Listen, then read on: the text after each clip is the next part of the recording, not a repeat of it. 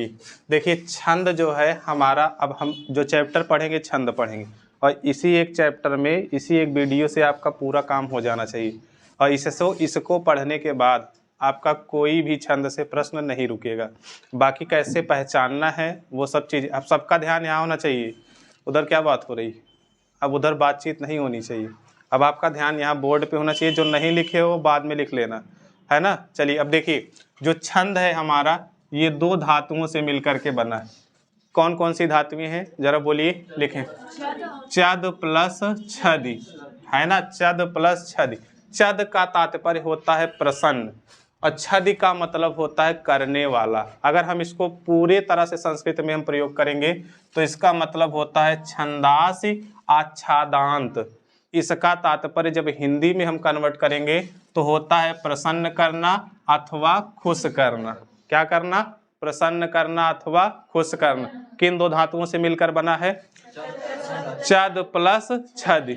इतना हो गया। अब देखिए, इस जो छंद की चर्चा है ये हमारे ऋग्वेद में किया गया, और सबसे पुराना वेद कौन सा है? ऋग्वेद। ऋग्वेद सबसे पुराना वेद है जिसमें इसकी चर्चा की गई, और इसके किस मंडल में की गई है? 10वें मंडल में। और किस सूक्त में की गई? पुरुष सूक्त। कितने विद्यार्थी ये बता सकते हैं सूक्त की संख्या कितनी है?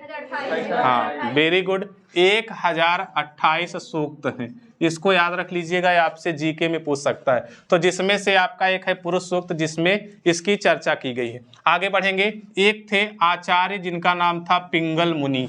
अब इन्होंने क्या किया था? छंद शास्त्र की रचना की, और इसको पुराणों में इसका एक नाम और मिलता है जिसको हम जानते हैं पिंगल शास्त्र के नाम से, और इसी को हम क्या कहते हैं? छंद शास्त्र। और देखिए, इसको एक नाम और कहते हैं। अगर आपसे पूछेगा कि पद का व्याकरण किसे कहा जाता है तो आप किसको बताएंगे?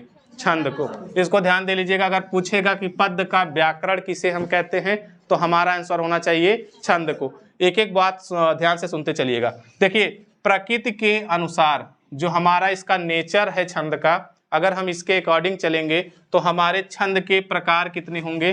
3। अब कौन कौन से प्रकार हैं? तो देखिए, इसको बांटा गया है मात्रिक छंद में, और दूसरा वर्णिक छंद में, और तीसरा मुक्तक छंद में। अब इसमें जरा देखिए, मात्रिक छंद का मतलब क्या है?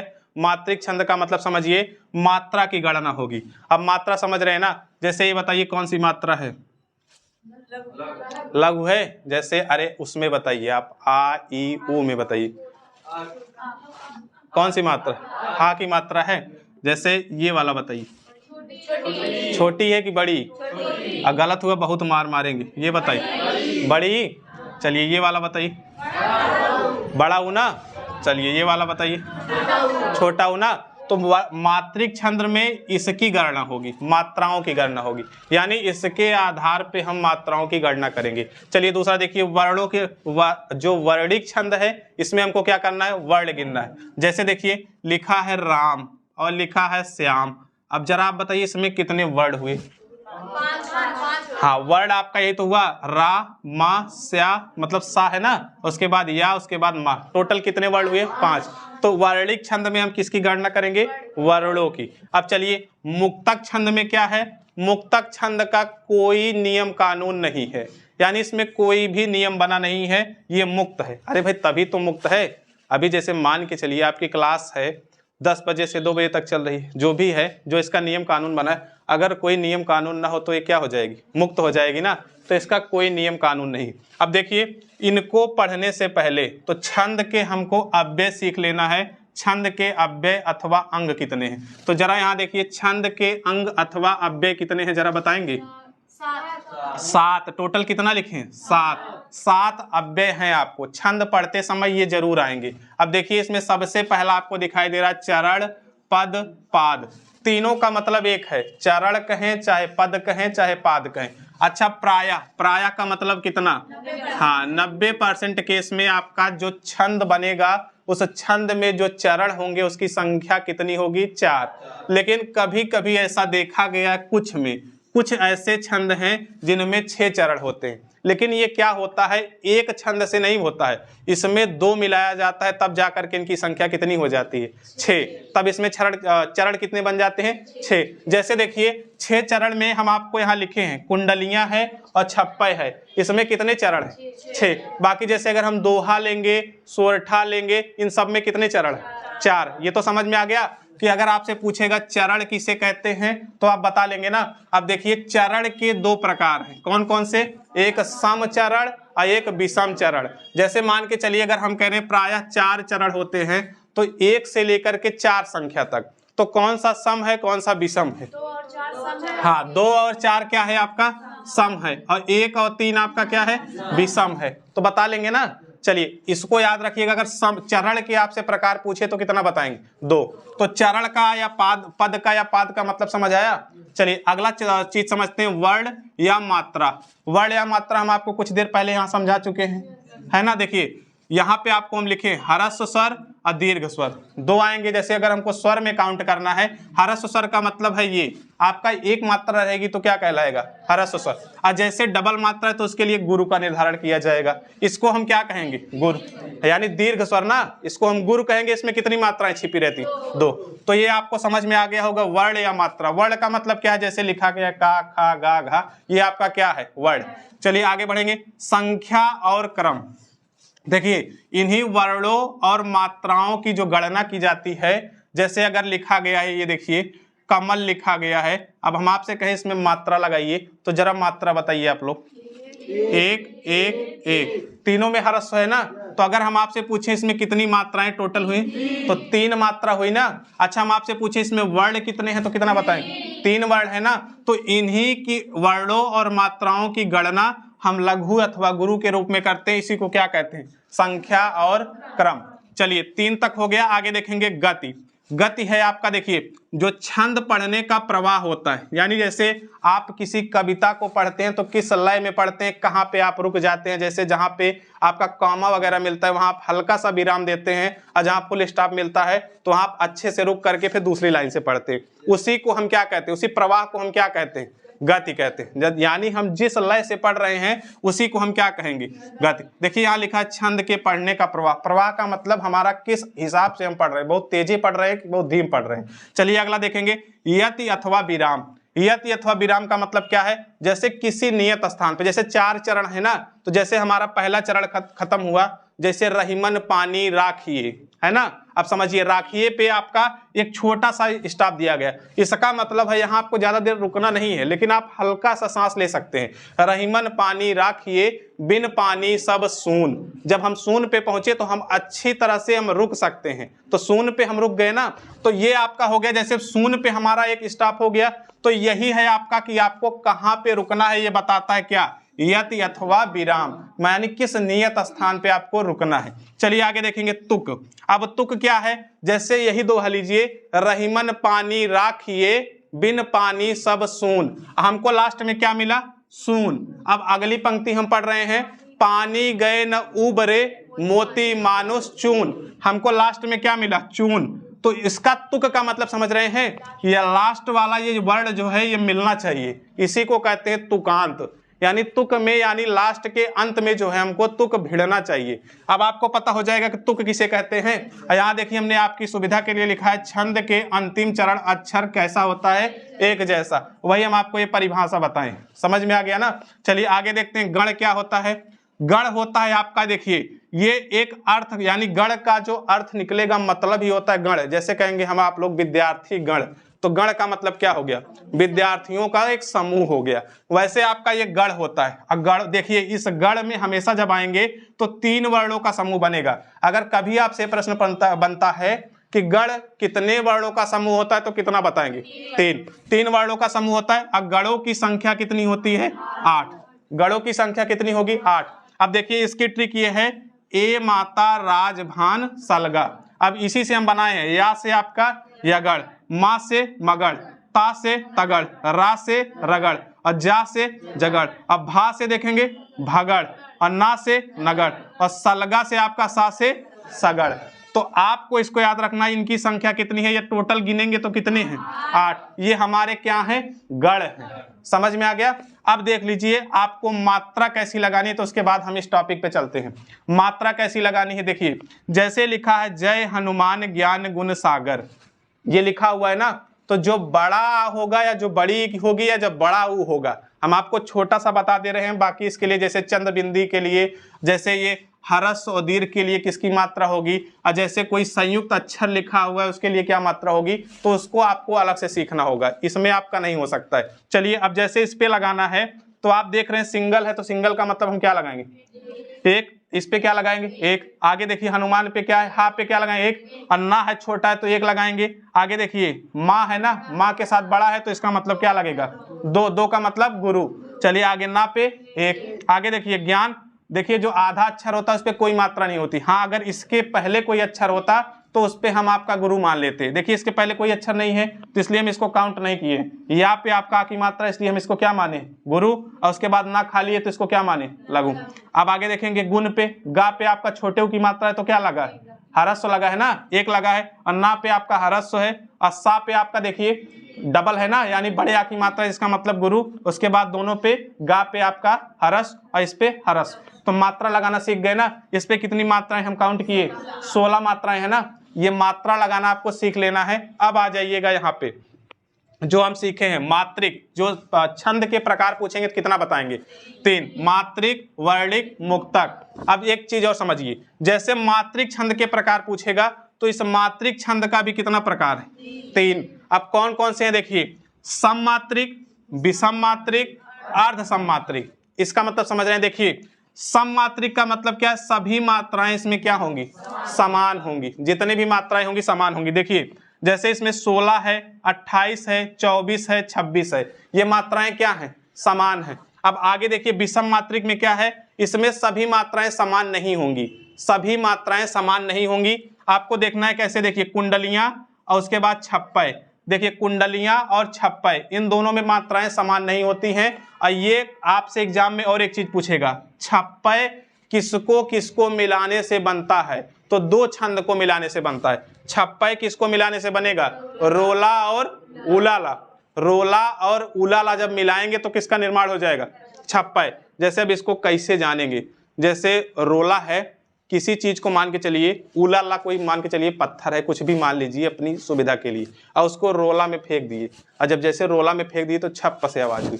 तो आपको याद रखना है कि दोनों के मिलने से किसका निर्माण हुआ है, छप्पय। याद हो जाएगा ना। चलिए अगला देखिए कुंडलियां। अब कुंडलियां कैसे बनेगा, कुंडलियां भी 2 लोगों से मिल करके बनेगा, 2 छंद से। इसमें कौन कौन लोग मिलेंगे, एक दोहा और एक रोला। एक दोहा मिलेगा और एक क्या मिलेगा, रोला। अगर ये दोनों मिल जाएंगे तो किसका निर्माण हो जाएगा, कुंडलियां। याद हो जाएगा ना।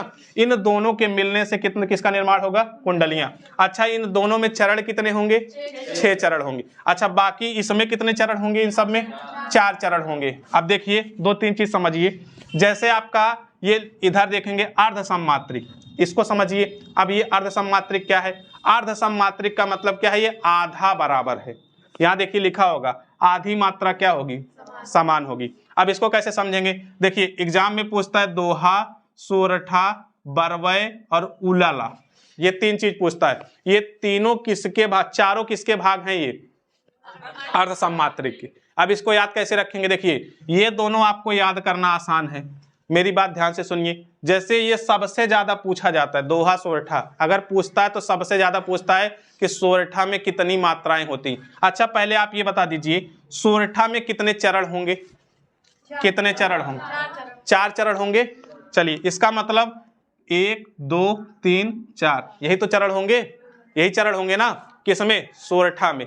अब एक चीज ये बताइए, सोरठा से हम आपको एक तरीका बताए थे, सोरठा कहीं ना कहीं हमको ऐसा प्रतीत हो रहा है जैसे सोहर होता है, सोहर।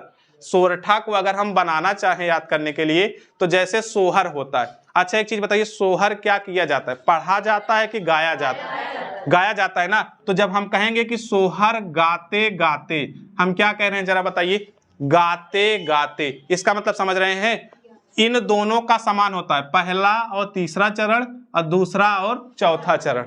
समझ गए ना।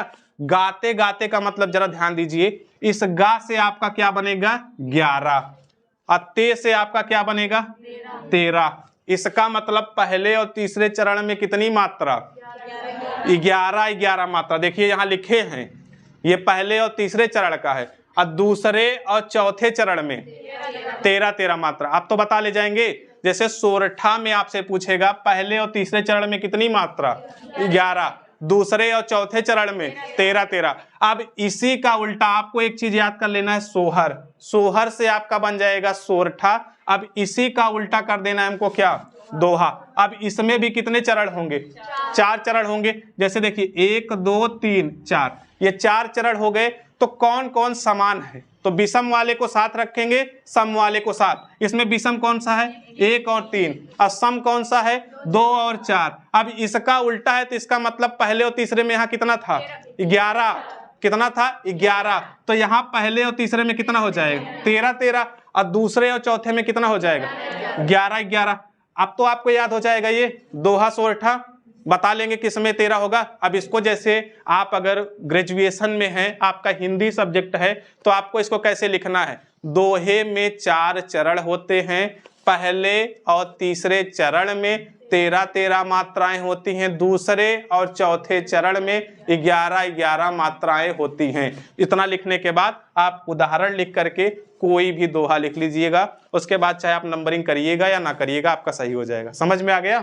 चलिए अब जरा देखिए, बरवय है, बरवय का है आपका पहले और तीसरे में कितना हो जाएगा 12, और दूसरे और चौथे में कितनी मात्रा 7, याद हो जाएगा ना। अब उलाला को याद करिए, उलाला भी आपका एक छंद है। अब इसके पहले और तीसरे में कितनी मात्रा 15, और दूसरे और चौथे में 13। ये 15-13 का है, ये 12-7 का है। ये वाला तो हम आपको याद करा दिए, तो याद करने की दिक्कत है नहीं, आपको याद हो गया ना। चलिए अब कुछ चीज देखिए अब इसको कैसे याद रखेंगे, चौपाई को। चौपाई के प्रत्येक चरण में कितनी मात्राएं 16। अगर इसमें 4 चरण होते हैं, अगर आपसे ओवरऑल पूछ लिया जाए तो कितनी मात्राएं होंगी। अरे भाई 16 जब एक चरण में है, तो 16 का 4 चरण है, तो 16 गुणे हम 4 करेंगे, तो टोटल कितनी मात्राएं हो जाए 64 हो जाएगा ना। अब देखिए रोला में कितना है 24 है। इसमें अब आपको बांटना है, 11 और 13 का बटेगा, लेकिन आपसे डायरेक्ट पूछेगा रोला में कितनी मात्राएं होती हैं, तो कितना बताएंगे 24। और गीतिका में 26, और हरि गीतिका में 28। अब देखिए गीतिका को याद करिए, जैसे गीतिका है और हरि गीतिका से छोटा है। अब आपको तो याद हो गया कि एक में 26 है, एक में 28 है, आपने इतना काम कर लिया, लेकिन एग्जाम में भूल रहे हैं कि गीतिका में 28 था कि हरि गीतिका में 28 था। तो जरा ये बताइए, गीतिका छोटा है कि हरि गीतिका छोटा है, गीतिका छोटा है ना। तो 26 और 28 में कौन सा छोटा है 26। तो जो छोटा है उसको छोटे के साथ रखिए, जो बड़ा है उसको बड़े के साथ रखिए। तो 26 जाएगा गीतिका के साथ, और हर गीतिका के साथ कितना 28। याद हो गया ना। अब तो बता लेंगे ये वाला। चलिए ये आएगा आपका, ये सब आएंगे किसके अंतर्गत, सम मात्रिक, बता लेंगे ना। अच्छा विषम मात्रिक के अंतर्गत हम 2 ही लिखे हैं, कौन कौन सा, कुंडलियां और छप्पय। इनमें कितने चरण होंगे 6 चरण, और इन सब में कितने होंगे 4 चरण होंगे। अच्छा इसमें सबसे पहले चौपाई, रोला, गीतिका, हरि गीतिका, ये चारों खूब पूछता है। तो चौपाई में कितना 16, रोला में 24, इधर नहीं देखना है, गीतिका में, हर गीतिका में 28। याद हो गया ना। चलिए इधर बताएंगे, दोहा में 13-11 ना, चरण तो 4 होंगे सब में अधिकतर ना, प्रायः आपका 4 ही चरण होंगे। सोरठा में सोहर गाते गाते 11 और 13।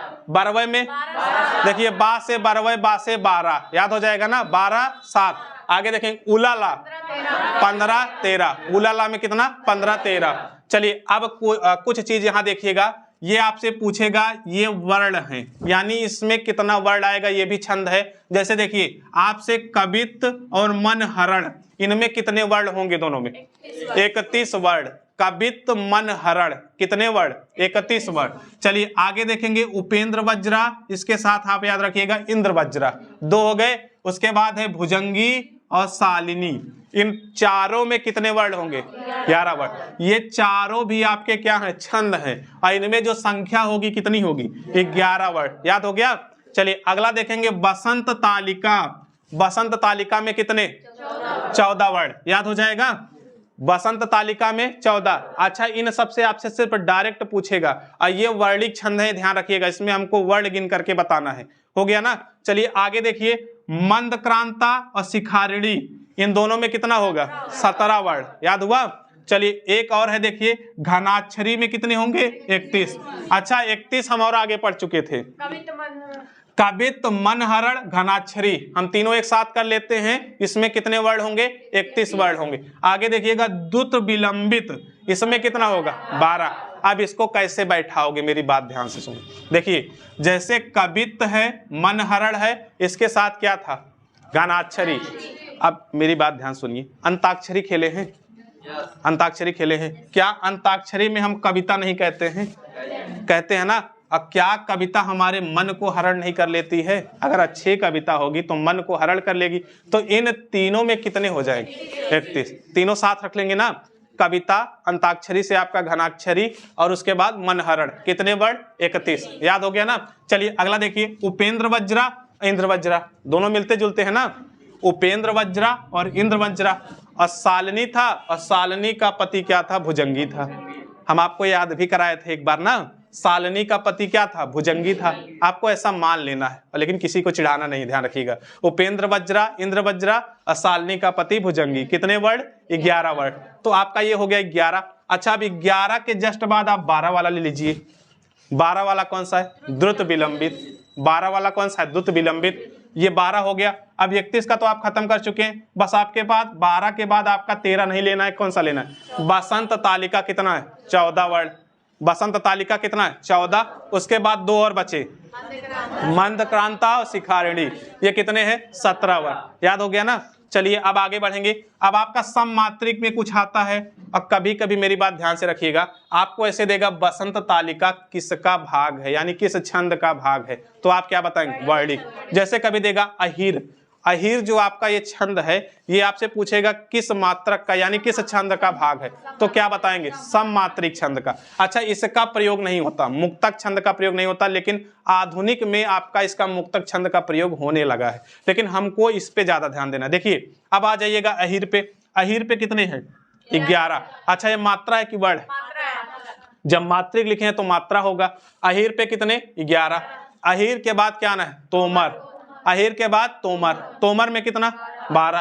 तो 11 12, यहां भी 13 नहीं लेना है। अगला है कौन सा? मानव। 14 मानव। कितने मानव? 14। अहीर, तोमर, मानव। तो अहीर से उठाएंगे कितना? 11 12 14। याद हुआ। चलिए आगे बढ़ेंगे।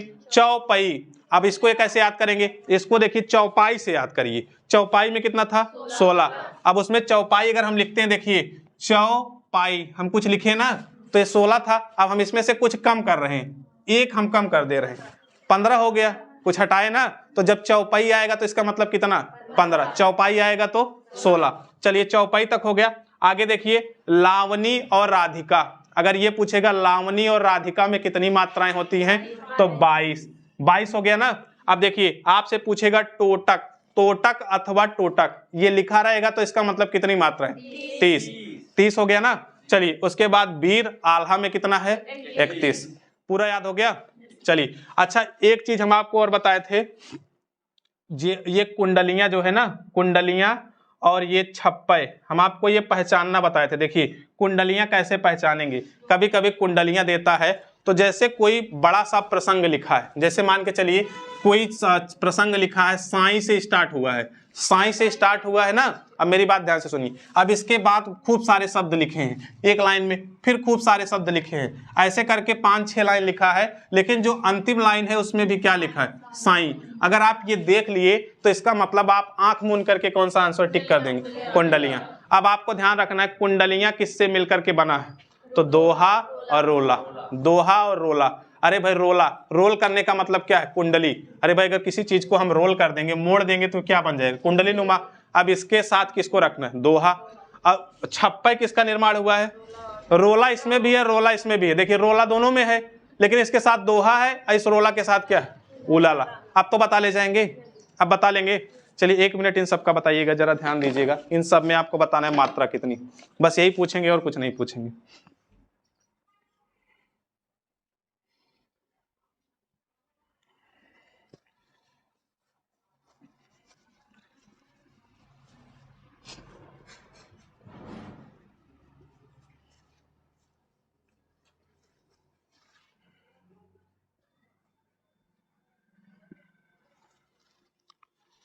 चलिए देखिए सब मिटा दिए।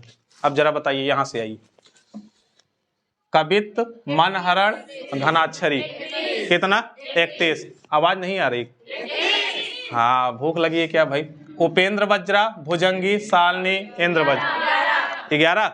देखिए अगर आपको ये याद करने में तब भी दिक्कत होना, तो जो सालनी का पति है भुजंगी, जब विवाह होता है तो पंडित जी को कितना रुपए देते हैं? 11। सबसे कम देना है ना, 11 रुपए, ऐसे याद करिए। बसंत तालिका 14, 13 नहीं लेना है ना। चलिए, लेकिन अब ये बताइए मंदकांता शिखारड़ी 17।